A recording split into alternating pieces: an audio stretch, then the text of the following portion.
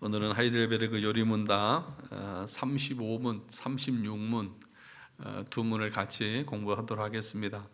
나눠드린 데에는 앞에 제일 위에 수정이 안 돼가지고 그랬는데 35, 36문입니다. 우리 35문 같이 한번 읽어보도록 하겠습니다. 시작. 그분은 성령으로 잉태되사 동정녀 마리아에게서 나셨으며 라는 말로 당신은 무엇을 고백합니까? 하나님의 영원한 아드님은 참되고 영원한 하나님이시며 여전히 참되고 영원한 하나님으로서 성령의 사역으로 동정녀 마리아의 살과 피로부터 참된 인성을 취하셨습니다. 그리하여 또한 다윗의 참된 자손이 되고 모든 일에서 그의 형제들과 같이 되셨으나 죄는 없으십니다. 36문. 그리스도의 거룩한 잉태와 탄생은 당신에게 어떤 유익을 줍니까? 그리스도는 우리의 중보자이심으로 잉태되고 출생할 때부터 가지고 있는 나의 죄를 그의 순결함과 온전한 거룩함으로 하나님 앞에서 가려 줍니다. 오늘은 이 동정녀 탄생에 대해서 같이 말씀을 공부하도록 하겠습니다. 우리는 계속해서 지금 사도신경을 같이 공부하고 있습니다. 지난주에 그 외아들 우리 주 예수 그리스도를 믿사오니라는 말씀을 우리 함께 공부했습니다. 외아들이다라고 하는 말의 의미가 뭐라고 했습니까? 예수님도 하나님의 아들이시고 우리도 아들이고 자녀들인데 왜 하나님의 아들 예수 그리스도를 외아들이라고 말하고 있습니까? 왜죠? 그분은 우리와는 본질이 다른 신성을 소유하고 계신 원래부터 하나님이시라고 하는 사실들을 말씀하고 있다는 것을 우리가 지난주에 배웠습니다. 자, 우리가 사도신경을 예배 시간마다 이렇게 암송을 하는데 아무 생각 없이 아무 뜻을 모르고 그렇게 지나가는 경우가 참 많이 있는데 이런 내용들 우리가 공부하면서 암송할 때에 그 내용을 묵상하면서 같이 고백하는 것이 무엇보다도 중요하고 필요합니다. 오늘은 동정녀 탄생에 대해서 우리가 함께 공부할 텐데 이제 성탄절이 얼마 안 남았죠. 이제 12월 25일 되면 성탄 축하 예배도 드리고 그러는데 이 성탄을 말할 때에 예수 그리스도의 탄생을 말하면서 오늘 우리가 배우는 이 내용을 빼고 말하면 아무 의미 없는 껍데기에 불과합니다. 그러니까 예수 그리스도께서 참 하나님이시고 참 사람이 되셨다고 하는 이 교리적인 내용을 모른 채 우리가 성탄절을 지낸다고 하면 본질을 놓치고 있는 것이라는 것이죠. 그래서 이 페이지에 보면 뭐라고 했습니까? 예수님의 신성과 인성은 얘기하지 않으면서 그저 예수님의 희생적인 삶이나 예수님의 사랑을 본받자고 말하는 것은 기독교가 아닙니다. 그런데 우리는 성탄절만 되면 늘 이런 메시지를 들어요. 예수님께서 우리를 위해서 십자가에서 죽으시고 우리를 사랑하셔서 이 땅에 오셨습니다. 그러니까 우리도 서로 사랑하고 또 가난하고 어렵고 힘든 사람들에게 사랑을 베풉시다. 늘 이런 얘기만 하잖아요. 물론 그런 게 필요하죠. 그게 잘못되어졌다는 얘기가 아니라 근본적으로는 그분이 오신 것에 대한 그분은 참 하나님으로 이 땅에 오셨고 참 사람으로 이 땅에 오셨고 그리고 그분이 오신 이유는 우리를 대신한 중보자로서 오셨다고 하는 이 사실을 놓치고 성탄절을 지내면 알맹이 없는 껍질만 가지고 있는 것과 다르지 않다는 것입니다. 그래서 그것을 오늘 하이델베르그 요리문답에서는 지적해주고 있는 거죠. 자, 다시 한번 보겠습니다. 그분은 성령으로 잉태되사 동정녀 마리아에게 나셨다. 예수님께서 성령을 통해서 동정녀 마리아에게 잉태되었다. 이게 무슨 의미고 이것을 고백한다고 하는 것은 무엇을 고백하는 것과 같습니까? 라고 하는 그 질문에 대한 답입니다. 뭐죠? 하나님의 영원한 아드님은 참되고 영원한 하나님이시다. 첫째는 우리가 그 고백 속에 뭐가 담겨 있다고요? 하나님은 참되신, 예수님은 참되신 하나님의 아들이라고 하는 것, 하나님이시라고 하는 것을 고백하는 것이고요. 두 번째로는 성령의 사역으로 동정녀 마리아의 살과 피로부터 참된 인성을 취하셨다. 참 인간으로 이 땅에 오셨다.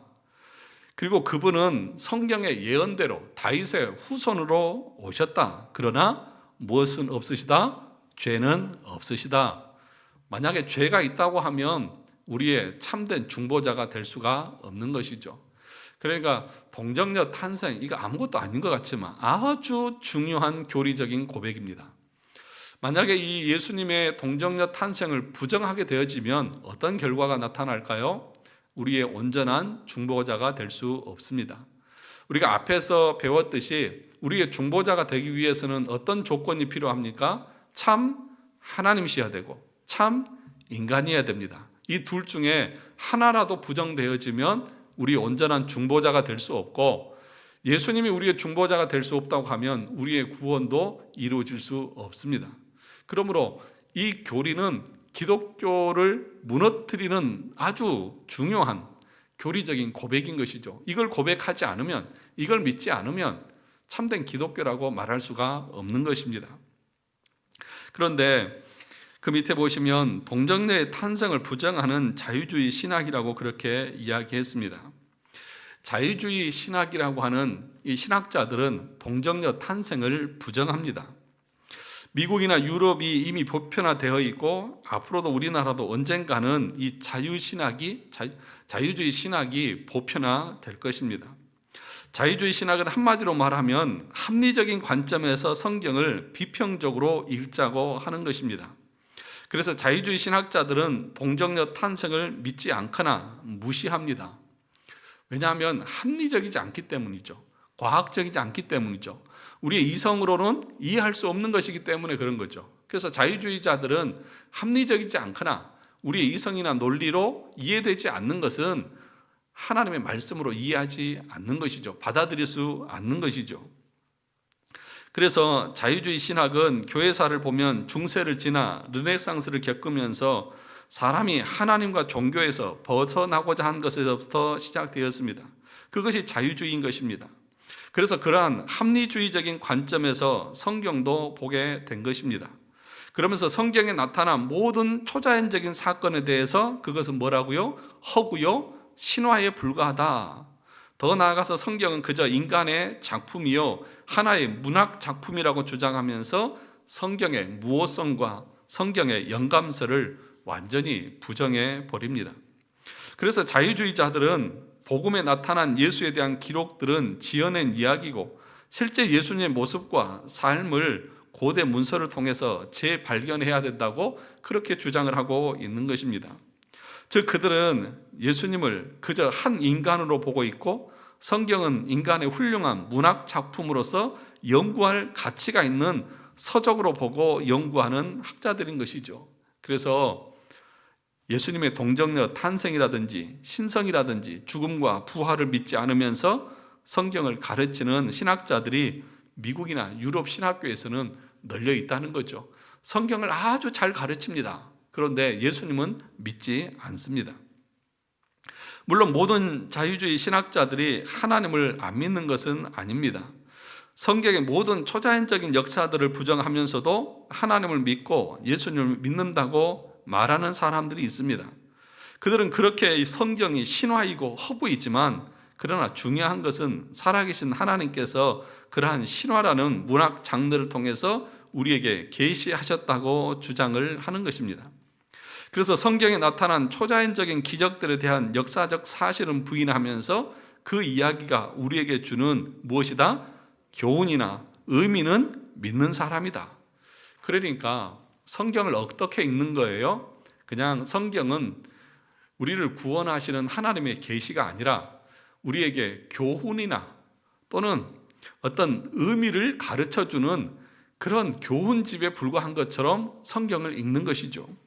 이렇게 되면 예수는 신앙의 대상이라기보다는 하나의 뭐예요? 모범이며 이런 신학에서 민중해방신학이나 인권운동 또는 사회복지운동 신학으로 나타나는 것입니다. 그러니까 대부분 자유주의 신학자들은 모토가 뭐냐면 서로 사랑하자는 겁니다.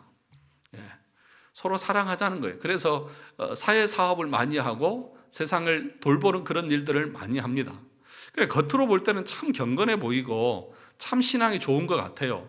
그런데 그 속에는 예수 그리스도의 동정녀 탄생을 부정하고 어떤 이적이나 기적이나 이런 우리의 이성이나 논리나 합리적으로 이해되지 않는 모든 내용들은 다 제거해 버리는 것이죠. 겉으로 볼 때는 참 그럴듯해 보이는데 본질로 들어가 보면 그건 이단이고 적그리스도의 사상과도 같은 것입니다. 그런 식으로 신구약 성경의 모든 기적과 이사들의 역사적 사실을 부인하는 자들이 자유주의자들이요, 성경에 예언된 적그리스도이며, 사실 이런 자들은 이미 초대교회 때부터 있어 왔던 이단이라는 것입니다. 요한일서 4장 2절과 3절 같이 읽어볼까요? 시작. 이로써 너희가 하나님의 영을 알지니 곧 예수 그리스도께서 육체로 오신 것을 시인하는 영마다 하나님께 속한 것이요 예수를 시인하지 아니하는 영마다 하나님께 속한 것이 아니니 이것이 곧 적 그리스도의 영이니라. 오리라 한 말을 너희가 들었거니와 지금 벌써 세상에 있느니라. 예수 그리스도의 육체로 오심을 부정하는 자들이 뭐라고요? 적 그리스도다, 그렇게 얘기합니다. 그러니까 자유주의 신학은 신학이라고도 말할 수 없는 것이죠. 적그리스도는 결국 예수 그리스도의 신성과 인성을 부정하고, 그래서 결과적으로는 예수님의 십자가 대속을 부정하는 자들입니다. 실제로 자유주의자들은 동정녀 마리아 탄생을 부정하고 부활, 재림을 부정함으로써 결국은 십자가를 통해서 우리의 죄가 대속되어지고 우리가 구원 얻는 이 구원의 도를 완전히 부정하는 그런 결과를 낳습니다. 그 대신 그들은 어떤 것을 취하느냐? 도덕 감화설을 주장을 합니다. 십자가가 예수님께서 죄 많은 피조물들과 고통을 함께 나누시며 그들의 고뇌와 슬픔을 직접 담당하시는 하나님의 사랑을 현시하는 것이라고 주장합니다. 이것을 보고 인간이 뭘 받아요? 감동을 받는다는 것입니다. 이 자유주의 신학자들이 겉으로는 굉장히 종교적이고 착하고 선한 사람들처럼 보여도 실제로는 양의 탈을 뜻은 늑대요, 교회의 원수요, 적 그리스도에 불과한 것이죠. 여러분, 그러니까 성경의 권위나 영감이나 십자가의 죽음이나 그런 성경의 기적적인 것들을 다 빼버리고 그냥 우리가 이해하는 정도로만 믿고, 그래서 문학 작품이고 예수님이 행하신 그 모든 것은 우리에게 교훈이나 도덕적인 감화를 주는 정도지 그분은 우리의 구원자가 아니라는 것입니다. 그래서 교회가 이렇게 자유주의화가 되자 경건한 신앙인들이 반발하였고 신앙의 개혁을 외치면서 자신들이 절대로 양보할 수 없는 근본적인 진리를 외쳤는데 그것이 바로 아래 5가지입니다. 첫째 뭐예요? 성경의 영감과 권위입니다. 성경은 누가 지은 것입니까? 성경의 저자는 누구예요? 하나님이시잖아요. 성령 하나님이시잖아요. 그런데 이 자유주의자들은 뭐라고 말합니까? 인간이 만든 하나의 문학 작품에 불과하다, 그렇게 말하는 거죠. 그러면 그 성경의 권위를 누가 따르고 그 성경의 가르침을 받으려고 하겠습니까? 그러니까 자기들이 성경 위에 있는 거죠. 예수님의 동정녀 탄생과 신성, 그러니까 예수님께서 육체로 오셨고 그분은 온전한 하나님이시고 온전한 인간이라고 하는 하나의 인격의 두 개의 이 양성을 가지고 있는 존재라는 사실들을 그들은 부정하는 것입니다. 초자연적인 이적, 또 십자가의 대속적 죽음, 예수님의 육체적 부활과 승천, 이런 것들을 부정하는 것이죠. 그래서 두 번째 달라고, 이 무리들이 자유화된 프린스턴 대학교를 나와서 그레삼 메이천을 중심으로 개혁신학의 보루라고 할 수 있는 웨스트민스터 신학교를 세웠습니다. 그러니까 이 메이천이라고 하는 교수가 쓴 책이 있어요. 기독교와 자유주의라고 하는 책. 그 책에서 메이천 교수는 뭐라고 말하냐면 자유주의는 기독교가 아니라고 말합니다. 기독교는 자유주의는 기독교가 아닌 거예요. 기독교와 다른 종교가 아니라, 아니 기독교가 아니에요. 자유주의자들의 주장들은. 여러분, 그 책 별로 두껍지도 않아요. 여러분 좀 사서 보시기를 바랍니다. 아멘 또 안 한다, 또 아멘 하라고 그랬더니 사서 한번 보세요. 왜냐하면 이런 것은 아무것도 아닌 것 같지만 아주 중요한 내용들입니다. 자유주의가 뭔지, 그리고 지금 우리나라도 자유주의의 그런 물결들이 계속 들어오고 있어요. 그래서 성경을 성경으로 믿지 않고 이성으로 자기들이 판단하면서 믿을 것, 안 믿을 것 자기들이 구분하는 거예요. 이건 받아들이고 저건 받아들이지 않고 하면서 하는 겁니다. 그리고 성경을 교리의 관점에서 해석하는 것이 아니라 자기들의 생각대로 성경을 판단하는 거예요. 자, 그 다음에 쭉 내려가 보시면 어쨌든 우리 개혁신학은 지난 2세기 동안 자유주의 신학에 맞서서 힘겹게 싸워왔습니다. 그래서 우리는 이 개혁신학이라고 한 것, 장로교회는 교리를 기본으로 또 신앙 고백서를 기본으로 그걸 가지고 그걸 그대로 받아들이면서 성경을 해석하고 설교하고 신앙생활을 하는 것입니다. 그런 기준이 있으니까 다른 데로 빠지지 않고 올바른 신앙생활을 할 수 있는 거지, 그런 기준이 없으면 뭘로 우리는 기준을 삼느냐는 것이죠. 성경을 여러분들이 66권을 읽어서 다 해석하고 올바르게 정리할 수 있습니까? 없잖아요. 어릴 적에 저 기억나는 게 뭐냐 하면, 어릴 적에는 모르니까, 누가 가르쳐주는 교사도 없으니까 동화 전과 뭐 이런 거 있잖아요. 그런 그 참고서, 그런 정답지 가지고 공부했던 기억이 나는데, 여러분 그런 것 같아요.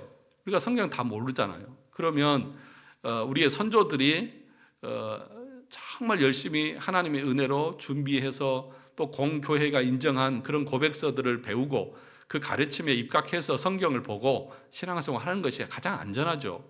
그걸 개혁교회라고 말하고, 그리고 전통교회라고 말하고, 공교회라고 그렇게 말하는 거예요. 그런데 보세요. 주변에 이런 신앙 고백서를 안 가르치고 교리를 안 가르쳐요. 이 주변에만 보세요. 여러분 다녀보세요. 가르치는 교회가 있는지. 그럼 없으면 뭘로 기준을 하냐고요. 그러니까 전부 다 성경을 오늘 아침에도 얘기했지만 주관적으로 해석하는 거예요. 다 자기 중심적으로 해석하는 거예요. 말씀은 다 교회를 중심으로 선포되어졌는데 사람들은 다 자기 중심으로 해석하고 자기 중심적으로 받아들이는 거예요. 그러니까 성경의 가르침과는 정반대로 자기 하고 싶은 대로 신앙생활 하는 거죠. 받아들이지도 않고. 그게 큰 문제라는 겁니다. 4페이지 밑에 보시면 우리나라에서도 한신대라든지 또는 장신대라든지 이 기독교 장로회라든지 또 통합 측에서도 그러한 입장을 취합니다. 그들은 예수님의 신성, 기적, 이적, 동정녀 탄생, 부활, 십자가 대속을 다 인정은 합니다. 인정을 하면서도 자유주의 신학도 받아들이는 거예요. 같이 보는 거예요. 우리는 자유주의 신학은 절대로 받아들일 수 없다고 말하는 것입니다. 자, 쭉 내려가 보시면, 그래서 이렇게 자유주의 신학에 대해서 타협적인 태도 또는 어정쩡한 태도를 취하는 자들이 바로 신복음주의자들입니다. 그래서 신복음주의자들의 특징은 동정녀 탄생에 대해서는 별로 말을 안 한다는 것입니다. 부정하지도 않지만 별로 강조하지도 않는 것이죠. 굳이 논란이 되는 이야기를 꺼내서 자유주의들에게 싸움을 걸고 싶지 않은 것입니다. 그러니까 오늘날에는요, 이 신학 사상들이 너무 이 자유주의적으로 기울어져 있고요. 우리처럼 개혁주의, 개혁신학 이런 부분들을 굳게 붙잡고 가는 교회들이 많지 않다는 것입니다. 교리적인 것 말하지 말라는 것입니다. 왜냐하면 사람들마다 다 받아들인 것이 다른데 네 것이만 옳다고 주장하면 싸움하자는 것이냐, 그렇게 말하는 거예요. 그러니까 눈을 뜨시고 저를 보시면, 그래서 그 노예 가서도 이렇게 목사님들하고 대화를 해보면 우리 장로교회잖아요. 그런데도 많은 목사님들이 이런 교리적인 것에 대해서는 관심이 없어요. 제가 그래서 얘기했잖아요. 제가 이 고시부에, 지금 노예 고시부에 있는데 고시 끝나고 나면 장로 임직하실 분들 또 목사 임직할 분들 면접하거든요. 그때 제가 물어봤다니까요. 관심 없어요. 제가 그렇게 해서 질문하고 나니까 같은 고시부 목사님들이 끝나고 나오면서 목사님 참 대단하십니다. 그러면서 목사님 그거 계속 공부하세요. 예, 저는 계속 공부합니다. 그러면서 놀랍다는 듯이 저에게 와서 물어봐요. 그러니까 안 한다는 거죠. 관심 없고 그냥 하는 거죠. 네.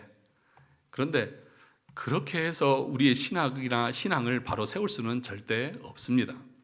그러니까 자기가 하고 있는 것이 자유주의인지도 모르고 알미니안주의인지도 모르고 펠라기우스인지도 모르고 그런 이단적인 가르침들을 자기도 모르게 그렇게 선포하고 사는 거예요. 예. 그래서 제가 설교를 할 목사 임직 받을 분들한테도 당신의 설교가 당신이 평생 설교자로 살 텐데 당신의 설교가 성경적으로 올바른 설교인지 아닌지 뭘 기준으로 당신은 점검할 거냐고. 목사가 하는 설교면 성경만 읽으면 다 그것이 성경적인 설교냐고. 아니라고. 교리적으로 올바르지 않으면 그거는 이단적인 가르침이고 잘못된 설교라고. 그렇게 제가 얘기했더니 다른 목사님도 전부 다 아유, 그러면서 이렇게 와가지고 막 그러시더라고. 그래서 자기도 공부해야 되겠다고 막 그러면서 그러시더라고. 그러니까 그런 기준이 없으면 내가 뭘 말하고 있는지도 모르는 거죠. 그러니까 여러분들이 신앙생활 하면서도 이런 가르침들을 배우지 않으면 그냥 나는 내 열심으로 하면서 잘한다고 생각해요. 그런데 아시다시피 로마서 10장 20절에서 뭐라고 말했습니까? 올바른 지식으로 열심내지 않으면 그것은 하나님의 일들을 거부하는 것이고 부정하는 것이라고 했잖아요. 그러니까 알고 행하지 않으면, 올바로 알지 못하고 신앙생활 하면 열심히 하면 할수록 죄만 더 커지는 거예요. 차라리 그럴 때는 안 하는 게 나아요. 그러니까 열심히 제대로 알고 열심히 해야 하나님 앞에서 인정을 받는 것이고 그게 선행인 거죠. 그래서 하나님을 모르고 교리를 모르고 내 열심으로 열심 내는 것은 그것은 뭐라고요? 죄를 짓는 거예요. 네. 그러니까 여러분 알지 못하고 행하는 것은 그 무지는 아주 악한 겁니다. 나쁜 거예요. 열심히 공부하셔야 돼요. 자, 그 다음 보시죠. 빨간 부분 5페이지 밑에 빨간 부분, 동정녀 탄생이 부정되면 그의 십자가의 대속의 사역도 부활도 모든 것이 다 뭐합니까? 부정됩니다. 왜냐하면 우리가 지난 하이델베르그 요리문답에서 배운 것처럼 중보자의 자격은 바로 참된 하나님이면서 참된 사람이며 죄가 없어야 하는 것이기 때문입니다. 이게 중보자의 자격이잖아요. 왜 참 하나님이셔야 되고 왜 참 인간이어야 되고 왜 죄가 없어야 되는지 이유에 대해서 여러분들에게 여러 번 얘기했잖아요. 그럼 여러분 제가 지목할 테니까 설명을 해보세요. 설명 못 하시는 분들은 나머지 공부하고 가십니다. 왜냐하면 신앙은 자기가 말할 수 있어야 되거든요. 설명할 수 있어야 되거든요. 왜 당신 그렇게 얘기합니까? 그러면 오늘 본문에서도 뭐라고 말합니까? 동정녀를 고백한다고 하는 그 고백 속에는 뭘 담고 있습니까? 라고 묻고 있지 않습니까? 그러니까 동정녀 탄생이 부정되거나 강조되지 않으면 바로 이 그리스도의 신성과 인성 교리가 파괴되는 것입니다. 그리스도의 거룩한 잉태와 탄생이 부정되면 우리의 중보 사역도 부정되는 것입니다. 모든 기독교 복음 진리가 다 무너지는 것입니다. 그래서 동정녀 탄생 교리는 매우 중요한 것이라는 사실을 여러분 기억하셔야 합니다. 그걸 믿으시라는 겁니다. 자, 5페이지 보시면 유티케스주의자들, 단성론자들이라고 말합니다. 그리스도께서 성령으로 말미암아 잉태되었으니 그리스도의 육체는 신성의 실체로부터나 혹은 성령의 본질로부터 산출되었다. 그 신성이 변하여 인성을 입은 것이다. 그러니까 이 단성론자라고 하는 이 사람들은 이게 우리는 인성과 신성 둘이 하나의 인격에 공존한다고 말하잖아요. 뭐 반반씩 50% 존재하는 것이 아니라 온전한 100% 하나님 또 100% 인간, 참 인간 이렇게 같이 공존한다고 말하잖아요. 그런데 이 초대 당시에 이 유티케스라고 하는 이단자들은 단성론자들이라고 부르는데 뭐냐 하면 성이 하나밖에 없다는 거예요. 그러니까 신성이 변해서 뭘 입은 것이다? 인성을 입은 것이다. 그래서 신성과 인성이 혼합되어서 구별할 수 없다고 억지 주장했는데 이 사람들이 칼케톤 공회에서 이단으로 정죄받은 것입니다. 반드시 예수 그리스도는 참 하나님이시고 참 인간이어야 됩니다. 그러나 죄는 없어야 됩니다. 이 조건을 만족시키기 위해서 동정녀 탄생을 성령께서 행하신 것이죠. 이게 없으면 우리의 중보자가 될 수 없기 때문입니다. 믿으십니까? 이해되셨습니까? 네, 그 사실을 우리가 믿는 거죠. 그걸 받아들이는 겁니다. 자, 동정녀 탄생의 의미가 뭡니까? 마태복음 1장에 보면 아브라함과 다윗의 자손 예수 그리스도의 세계라 하면서 예수님의 족보를 밝히는데 거기에 누가 누구를 낳고 라고 하는 단조로운 그런 반복이 됩니다. 16절로 봐서는 야곱은 마리아의 남편 요셉을 낳았으니 마리아에게서 그리스도와 칭하는 예수가 나니라고 했습니다. 마리아에게서 그리스도라 하는 예수가 나셨다. 혈통적으로 볼 때는 다윗과는 상관이 있어요, 없어요? 아무 상관이 없어요. 혈통적으로 볼 때는 다윗과 상관이 없어요. 그런데 그의 마리아의 남편 요셉이 누구의 자손이에요? 다윗의 후손이에요. 그래서 그렇게 되어지는 것은 예수 그리스도께서 다윗의 후손으로 오실 것이라고 하는 그 예언의 성취를 우리에게 보여주고 있다는 것입니다. 자, 또 하나는 6페이지에 보시면 7페이지에 보시면 그러나 만일 동정녀 탄생이 아니라면 그냥 부모들 사이에서 성관계를 통해서 태어난 아이라면 그 아이는 그저 사람일 뿐 하나님이실 수 없습니다. 그리고 그 아이는 아담의 후손일 수밖에 없습니다. 아담의 후손이면 부모의 범죄에 어쩔 수 없이 오염된 채로 태어날 수밖에 없습니다. 그래서 성령으로 잉태되어졌다고 하는 그 말은 만약에 육체 관계를 잇고 오셨다고 하면 그러면 죄에 오염되었을 것이고 그러면 죄인이 죄인을 감당할 수 없기에 우리의 중보자가 될 수 없다는 것입니다. 우리가 앞서 배운 것처럼 사람이기만 해서는 그리고 죄인으로서는 우리의 중보자가 되실 수 없습니다. 그분은 참 하나님이셔 하고 또 죄가 없이 태어나는 즉 첫째 아담의 범죄에 붙어있지 아니한 별다른 아담인 둘째 아담으로 이 세상에 태어나셔야만 하는 것입니다. 그리고 로고스께서 인성을 취하시는 이 일은 그냥 자연적인 부부의 성관계를 될 수 없는 것입니다. 로고스와 인성을 한 인격으로 연합시키는 성령의 특별한 역사가 필요한 것입니다. 우리 누가복음 1장 35절 읽어볼까요? 천사가 대답하여 이르되 성령이 내게 임하시고 지극히 높으신 이의 능력이 너를 덮으시리니 이러므로 나실 바 거룩한 이는 하나님의 아들이라 일컬어지리라. 마리아의 동정녀 탄생은 마치 새가 날개로 새끼를 덮듯이 성령께서 마리아를 덮어서 된 일이라는 것입니다. 이와 비슷한 표현이 창세기 1장 2절에 나옵니다. 땅이 혼돈하고 공허하며 흑암이 깊음 위에 있고 하나님의 영은 수면 위에 운행하시니라. 운행한다고 하는 말이 새가 날개로 새끼를 덮는 새끼를 덮는 것은 그런 뜻이다. 그러니까 성령에 의해서 태어난 것이다. 부부 관계가 아니라고 하는 것. 그렇게 되어지면 죄를 가지고 태어나기에 원죄를 가지고 태어나기에 온전한 우리의 중보자가 될 수 없다는 것입니다. 자, 동정녀 탄생의 의미 신성과 인성의 연합. 그분은 참 사람이시면서 참 하나님이십니다. 50대 50 인성의 결합도 아니고 90대 10 신성의 인성의 결합도 아니고 100% 신성과 100% 인성이 연합된 것입니다. 그러면 인성은 어디에서 취하신 것입니까? 바로 마리아의 살과 피, 곧 마리아의 몸에서부터 참된 인생을 취하신 것입니다. 그래서 예수님은 성령의 능력으로 잉태된 것 외에는 모든 면에서 우리와 동일한 과정으로 자궁에서 자라서 태어나셨고 죄 빼고는 모든 면에서 우리와 동일하게 되셨습니다. 그러니까 예수님은 잉태되는 그것만 성령으로 되어졌고 자궁에서 자라고 태어나고 출생하고 성장해 가는 그 모든 과정은 우리와 똑같은 인생을 다 가지고 자라가셨다는 것입니다. 그래서 아프기도 하시고 넘어지기도 하시고 다치기도 하시고 하면서 성장하셨다는 것을 말씀하고 있습니다. 자, 중간에 보시면 많은 사람이 예수님의 신성을 부인하며 예수님을 배척했습니다. 제가 요셉의 아들인데 우리가 요셉을 아는데 어떻게 하늘에서 왔다고 하느냐? 요셉의 아들이면서 어떻게 아브라함보다 먼저 있었다고 말하느냐고 하면서 배척했습니다. 그러나 택함 받은 사람들은 다 예수님 앞에서 하나님 고백을 하는 것입니다. 요한은 이 예수님이 창세 전에 하나님과 함께 계신 로고스 하나님이심을 증거했습니다. 요한이 어디서 그랬죠? 요한복음 1장 1절에서 태초에 하나님이 함께 계셨다라고 분명하게 고백을 하죠.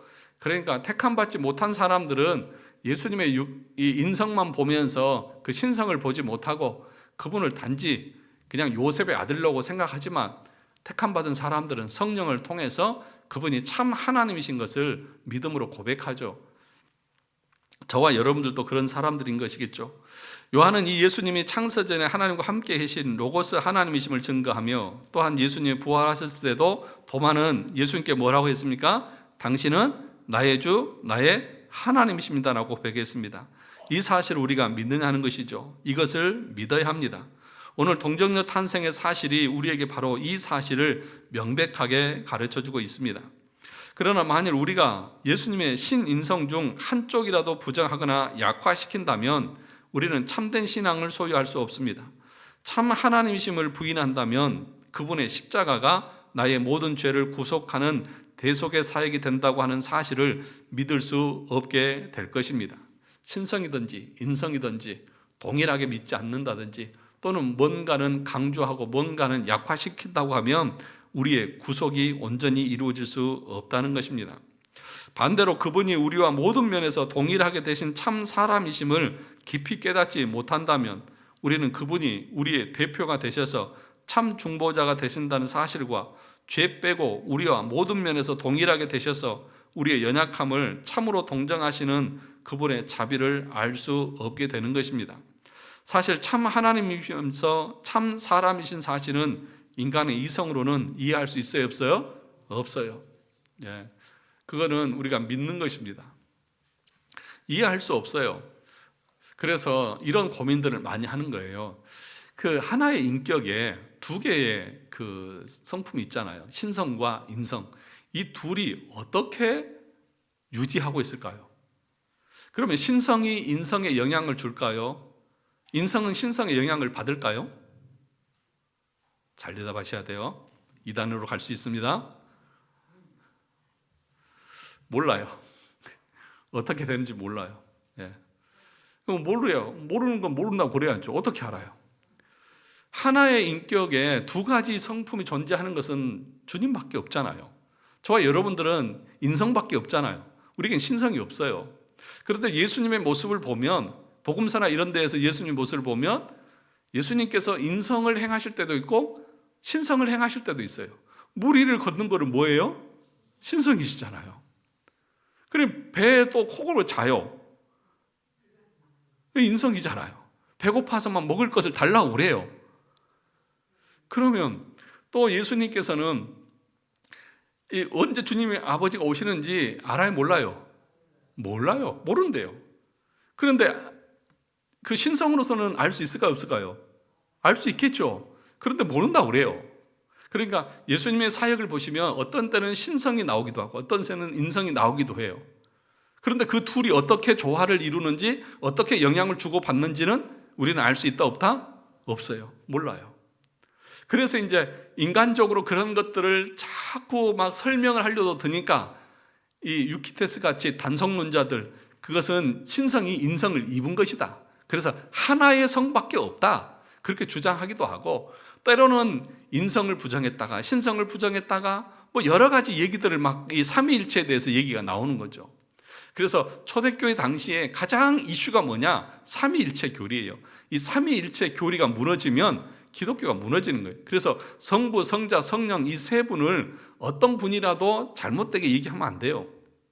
여러분 얘기했잖아요. 성령을 가지고 여러분들이 성령은 무슨 인격이 없는 에너지나 힘인 것처럼 슉 성령 받아라 막 이러면서 막 누가 성령을 마음대로 자기가 부려요. 피조물이 어떻게 하나님을 자기 마음대로 오라가래요. 누가 누구를 줘요. 어이가 없는 소리 아니에요. 이게 삼위일체에 대한 개념이 없는 거잖아요. 성령이 인격이 없는 그냥 힘이고 에너지입니까? 내가 수련하고 내가 돌을 닦으면 내가 충만해져 가지고 누구한가에 주는 것입니까? 그래서 여러분 진짜 웃기는 거 뭐냐 하면 막 이렇게 머리에 손을 좀 뒤로 나자빠져요. 자기가 성령이 충만하다는 거죠. 성령의 능력이 나와 함께 한다는 거죠. 그러면서 이렇게 뒤에 받아주는 사람이 있어요. 어떤 분이 거기에 참여해 봤대요. 그런데 그러더래요. 그냥 넘어지세요. 그냥 넘어지라고 그러더래요. 그냥 손 대면 그냥 넘어지라고 그러더래요. 예. 안 넘어지면 부끄럽잖아요. 그래서 또 자기도 성령을 받은 것처럼 흉내를 내야 되니까 안 넘어지면 완악한 사람처럼 보이잖아요. 그러니까 자기도 그냥 이러고 이제 넘어가는 거예요. 얼마나 웃긴지 몰라요, 여러분. 네. 그런데 그런 영상 보고 또 그런 능력이 있다고 가가지고 머리 뒤밀고 나에게도 안수해 주세요 그러고 하는 미련하고 어리석은 사람들이 얼마나 많은지 몰라요. 예. 성령 하나님이십니다. 삼위일체 하나님이십니다.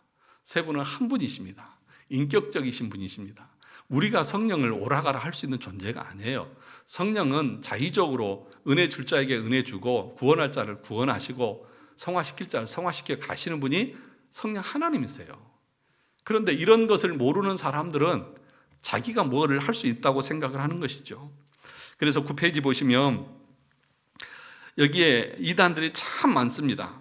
신성과 인성이 연합해서 신성도 인성도 아닌 제3의 성질이 되었다고 생각하는 이단이 있는가 하면 인성이 신성에 흡수되었다고 생각하는 이단도 있고 신성이 인간의 몸만 취했다는 이단도 있고 아니면 아예 신성을 부정하는 이단도 있고 이성적으로 이해하려다가 한쪽으로 치우친 것이죠. 그래서 우리 신앙의 선배들은 이 모든 이단들을 정지하면서 성경적 그리스도의 신인성 교리를 확립했는데 그게 뭐라고요? 칼시돈이라고 잘못난 칼케톤 신조입니다. 칼케톤 신조.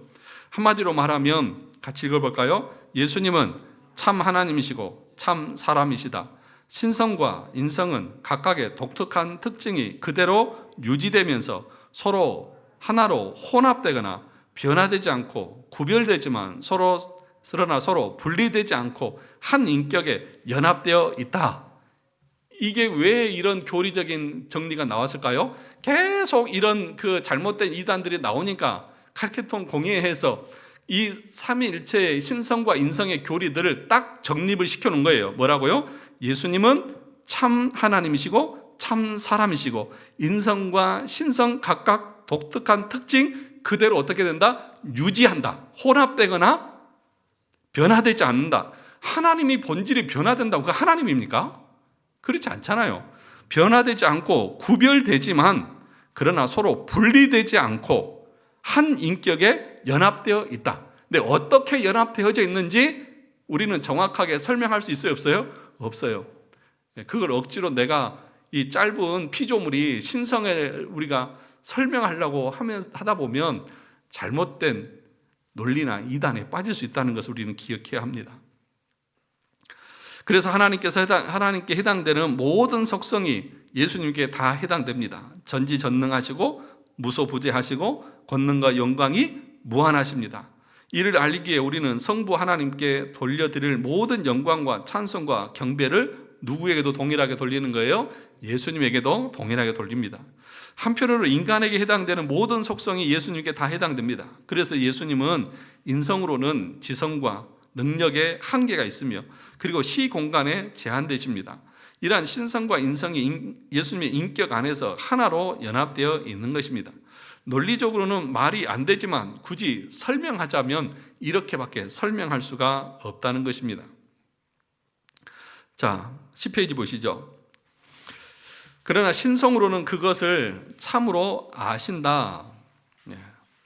자, 그 밑에 보시면 그렇다면 그리스도께서 성령으로 말미암아 잉태되셨다는 것은 무엇을 뜻하는 것입니까? 첫째, 성령의 직접적인 활동 혹은 역사하심으로 말미암아 남자의 씨와 실체가 없이 그리스도께서 이적적으로 동정녀의 뱃속에 잉태되셔서 하나님께서 자연 속에 세우신 질서와는 상반되게 그의 인성이 오직 그의 어머니로부터 형성되었다는 뜻입니다.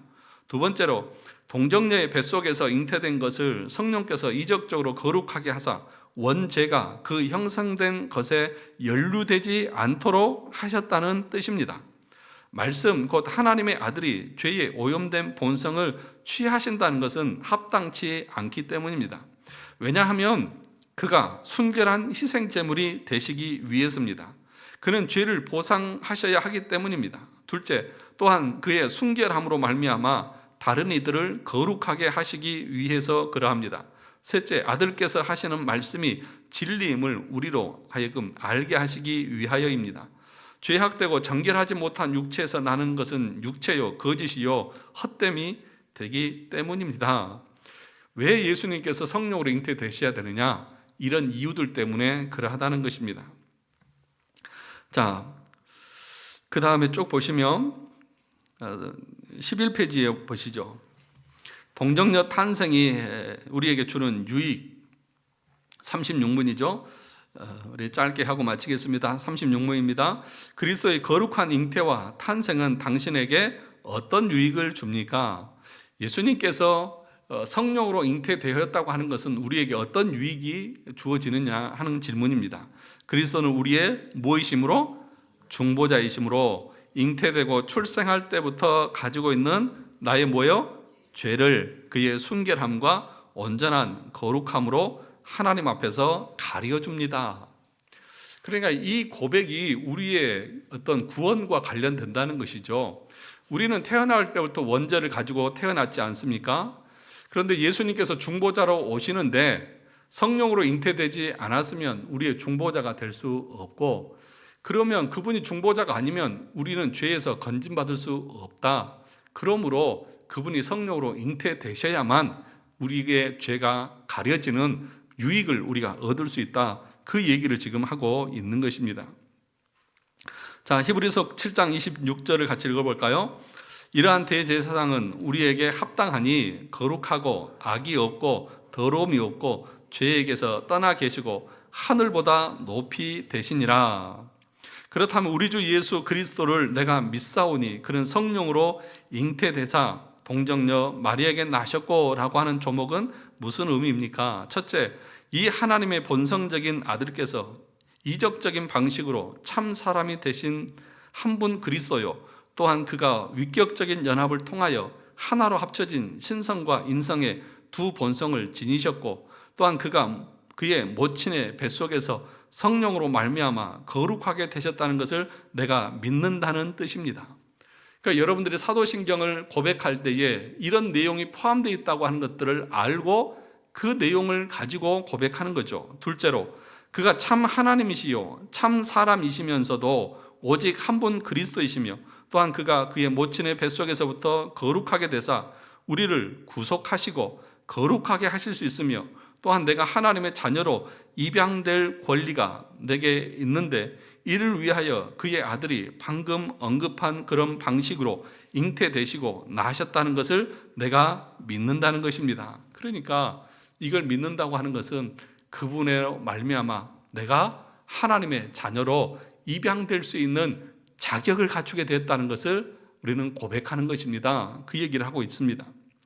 그분께서 죄 없이 그리고 온전히 거룩하게 잉태되시고 태어나신 것으로서 우리가 죄 가운데 잉태되고 출생할 때부터 가지고 있는 뭐와 무엇을? 죄와 허물을 덮어주시는 것입니다. 그것이 우리에게 유익하다는 거죠. 그것이 없으면 안 되는 거죠. 자, 시편 51편 4절을 같이 읽어보겠습니다. 내가 주께만 범죄하여 주의 목전에 악을 행하여 싸우니 주께서 말씀하실 때에 의로우시다 하고 주께서 심판하실 때에 순전하시다 하리이다. 4절이 좀 어렵게 번역되어 있는데 표준 번역을 보면 이런 의미를 담고 있습니다. 주님께만, 오직 주님께만 나는 죄를 지었습니다. 주의 눈 앞에서 내가 악한 짓을 저질렀으니 주님의 유죄 선고가 마땅할 뿐입니다. 주님의 유죄 선고는 옳습니다. 다윗은 그렇게 하나님 앞에서 자신의 죄를 인정하면서 그에 이은 5절에서 다음과 같이 고백합니다. 내가 죄악 중에 출생하였으며 모친이 죄 중에서 나를 잉태하였나이다. 즉 자신은 사실 태어날 때부터 원죄를 안고 태어났고 전적으로 부패한 상태로 태어났다는 것입니다. 이것이 우리의 고백입니다. 그런데 그 이전에 하나님은 다윗에게 어떤 말을 듣게 하셨느냐 하면 3일상 25장 28절에 보면 이렇게 말합니다. 같이 읽어볼까요? 주의 여종의 허물을 용서하여 주옵소서. 여호와께서 반드시 내 주를 위하여 든든한 집을 세우리니 이는 내 주께서 여호와의 싸움을 싸우시며 내 주의 일생에 내 주에게서 악한 일을 찾을 수 없음이니이다. 그러니까 지금 다윗이 무슨 얘기를 듣게 한 거예요? 내 주의 일생에, 그러니까 다윗의 일생에 다윗에게 악한 일을 찾을 수 없다. 여러분의 인생에 일생에 있어서 악한 일을 하나도 하지 않은 사람 있어요? 없어요. 그런데 이건 무슨 얘기냐 하면 다시 말하면 예수 그리스도로 말미암아서 그분이 우리의 죄를 다 가려 주어서 우리의 죄가 보이지 않게 된다는 것을 미리 예언하고 있는 그런 말씀이라는 것이죠. 그러니까 예수 그리스도께서 우리의 모든 죄를 가려 주시니까 하나님이 우리에게 있어서 죄를 찾아요, 못 찾아요? 못 찾아요. 죄가 없어요. 찾을 수가 없어요. 자, 그러면서 위의 말을 다윗에게 했던 이 말은 사무엘상 25장에 있는 그 내용은 나발이라고 하는 이 아비가일의 남편 이 나발이 이 다윗이 그 도망 다니면서 자신을 따르는 사람들과 함께 이 나발의 이 목장을 지켜줬거든요. 은연중에. 그러니까 그 지역에 다윗이 있으니까 악한 도적들이 나발의 그 가축을 뺏어갈 수도 없었거든요. 그런데 추수 때가 되자 우리에게도 좀 먹을 걸 달라. 그러니까 다윗을 무시하고 다윗이 누군데? 그러니까 다윗이 저희 나발 내가 가만 안 놔두겠다 하면서 최소한 나 때문에 너희들이 보호를 받았으면 뭔가로 같이 나눠 먹을 수도 있지 않느냐? 아니면 말이라도 좋게 해야지. 네가 뭔데? 이렇게 하니까 다윗이 군사를 이끌고 저거 가만 안 두겠다 올라가니까 이걸 듣고 나발의 아내 아비가일이 먼저 나와가지고 네 주여 하면서 피를 묻히지 마시고 당신에게 죄가 없습니다 라고 하면서 하는 그 얘기가 지금 이 내용이거든요. 자,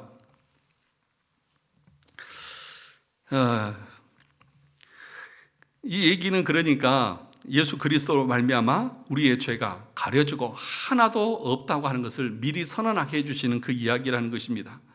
자, 14페이지 보시죠.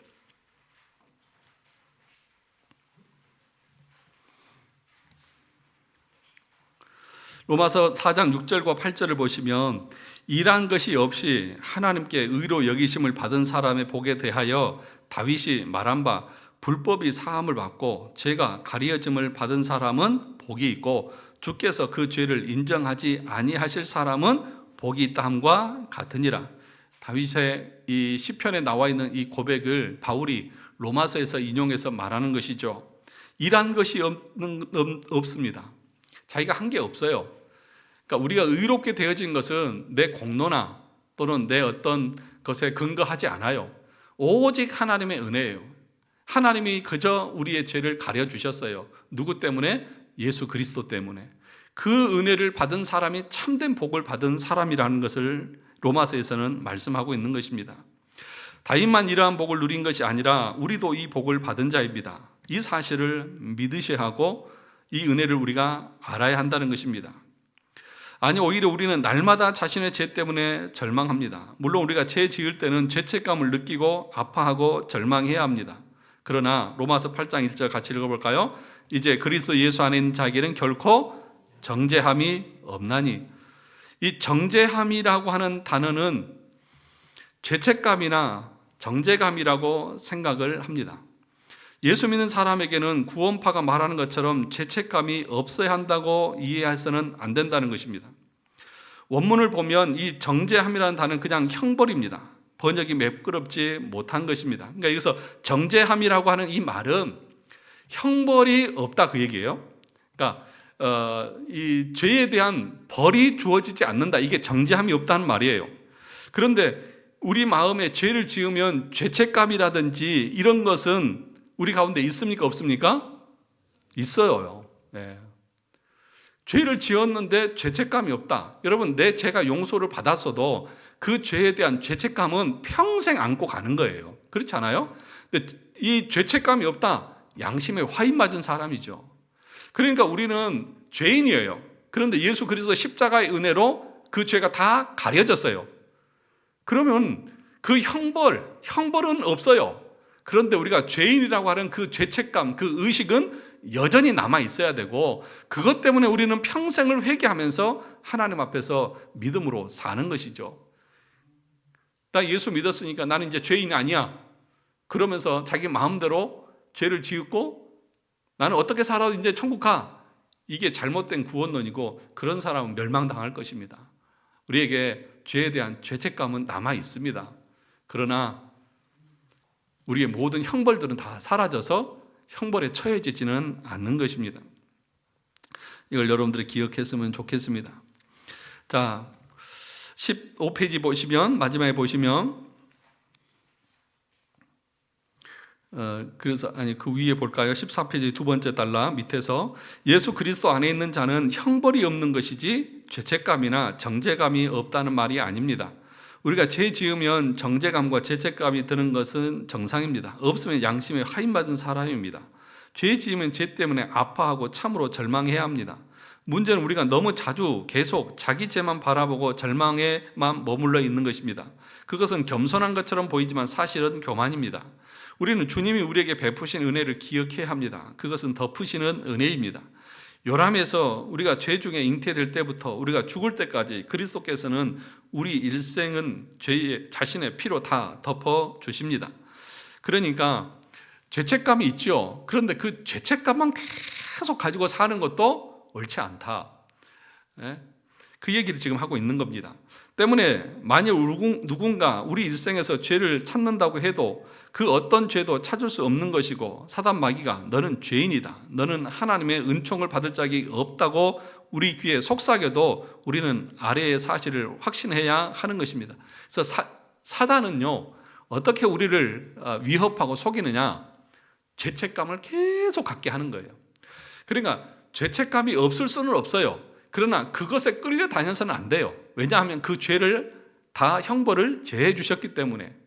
그래서 이제는 그 죄를 안 지은 자처럼 자유롭게 살아가는 거예요. 그런데 사단은 뭐라고 말하느냐? 너 지난주도 죄 졌잖아. 너 죄인이잖아. 죄인이 뭐 하나님 앞에 뭘 나갈 할 게 있다고 그렇게 잘난 체 하면서 우리를 계속해서 정죄한다는 거예요. 그것이 사단이 쓰는 방법이에요. 그래서 예를 들어서 설교자에게도 그런 거죠. 네가 그러고도 설교자야? 네가 그러도 목사야? 네가 그러도 장로고 권사야? 하면서 우리에게 자꾸 죄책감을 주면서 우리를 무너뜨리고 우리를 우울하게 만들고 우리가 아무것도 하지 못하도록 우리를 한다는 거죠. 그런데 그런 데 빠지지 말라는 것입니다. 로마서 8장 33절 34절 같이 읽어볼까요? 누가 능히 하나님께서 택하신 자들을 고발하리요? 의롭다 하시는 누굽니까? 하나님이시니 누가 정죄하리요? 죽으실 뿐 아니라 다시 살아나신 이는 그리스도 예수시니 그는 하나님 우편에 계신 자요 우리를 위하여 간구하시는 자시니라. 우리를 의롭다 하신 분이 누구예요? 하나님이시잖아요. 하나님보다 높은 사람 있어요? 높은 존재 있어요? 없잖아요. 그러니까 하나님이 너는 자유고 너는 죄가 없다 선언하셨으면 죄가 없는 거죠. 하나님이 모든 것을 다 다지셨어요. 그런데 사단은 계속해서 우리에게 정죄감을 들게 하고 네가 그러고도 하면서 우리를 자꾸 죄의 어떤 그 침륜에 빠지도록 하는 거예요. 아니에요. 여기 본문의 36번의 고백이 뭐예요?